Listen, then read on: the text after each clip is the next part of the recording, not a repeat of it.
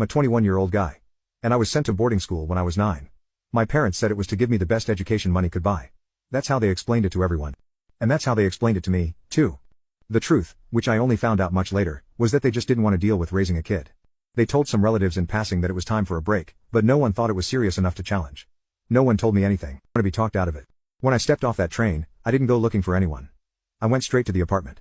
The keys were waiting in a lockbox. I unpacked my bags, set up the mattress on the floor, and sat there in silence. That was the first night I realized I wasn't a student anymore. I wasn't anyone's son, either. Not really. I was just a guy in a bare room, starting from zero. But at least this time, no one was going to disappear on me. The first semester of college was rough but manageable. I kept to myself, worked long shifts in the dining hall, and took early morning classes to free up time for side jobs. After the move from boarding school, I didn't bring much with me: a suitcase, some clothes, old notebooks. I used to fold up the mattress in a second-hand desk from a buy and sell board. My meals were mostly peanut butter sandwiches and rice with canned vegetables. I didn't expect anything better. One night after a lecture, I sat down and wrote a letter. I printed out a few of my graduation photos and tucked them in the envelope. I didn't write much, just that I had graduated, moved to college, and wanted some kind of closure, any explanation. I mailed it to the only address I'd ever known. 3 weeks later, the envelope came back, stamp torn off, no forwarding address. I took that letter to the college counselor's office. The woman at the front desk looked confused until I explained my situation: no contact with family, no one to list for emergencies, no support. The counselor sat with me for nearly an hour, asking questions gently. Then she explained how I could apply for legal emancipation and something called independent student status so I wouldn't lose my financial aid.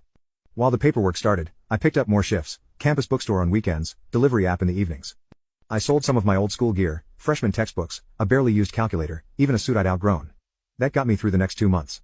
I used coupons, skipped meals, and kept everything written down in a notebook: rent bills, textbooks. I learned fast. Over winter break, the dorms emptied out again, just like school. One of the guys from my economics class noticed I was still on campus and asked why I hadn't gone home. I just said my family lived too far. He shrugged and invited me to stay with his family for the week. I almost didn't go, but I figured one hot shower and a meal couldn't hurt. That was the first time I saw what a normal house looked like during the holidays. His family had photos everywhere, home-cooked meals, inside jokes. His younger brother dragged me into a video game tournament. His mother handed me a blanket and told me to grab snacks from the fridge whenever I wanted. I stayed 5 days. She texted me later that month, before finals, to ask how I was sleeping and if I needed anything. That was the week I decided to search, not out of nostalgia, more like curiosity.